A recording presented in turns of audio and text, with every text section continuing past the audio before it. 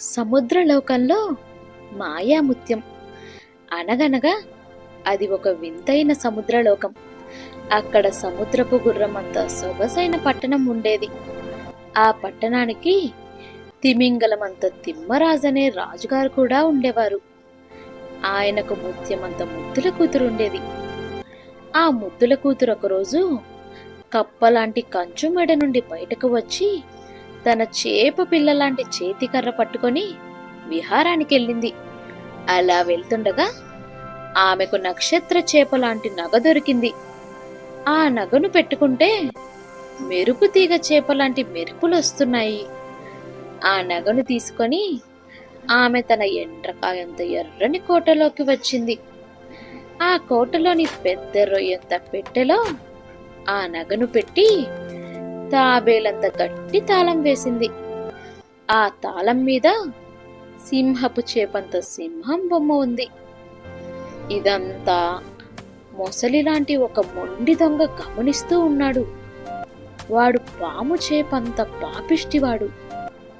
రాజుగారు రాజకుమారి నిద్రపోతున్న సమయంలో ఆ మొండి దొంగ మెల్లగా వచ్చి తాబేలంత తాళం పగలకొట్టి నగను ఎత్తుకెళ్ళిపోయాడు.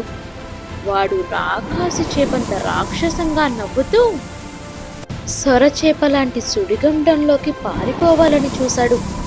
వాడు వెళ్లే దారిలో పాచి అంత పాచి పట్టిన పాత ఇళ్లలో దాక్కున్నాడు.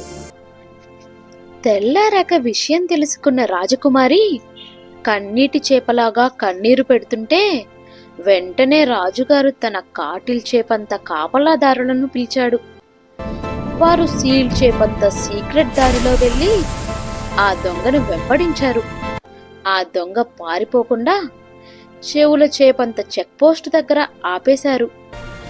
అక్కడ తాడు చేపంత తాడుని విసిరి ఆ దొంగను బంధించారు. చివరకు ఆ నగను తెచ్చి మన రాజకుమారికి ఇచ్చారు. రాజకుమారి సంతోషంతో గవ్వలలాంటి గజ్జలు కట్టుకొని నాట్యం వేసింది. ఆ రోజంతా కోటలో వంజరం చేపలాంటి విందు భోజనం జరిగింది. ఆ ఊరంతా ఉప్పు నీటి సముద్రమంతా ఉత్సాహంతో నిండిపోయింది.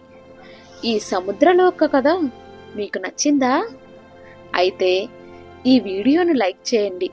మరిన్ని ఇంట్రెస్టింగ్ కథల కోసం మా ఛానల్ని ఇప్పుడే సబ్స్క్రైబ్ చేసుకోండి. Thank you.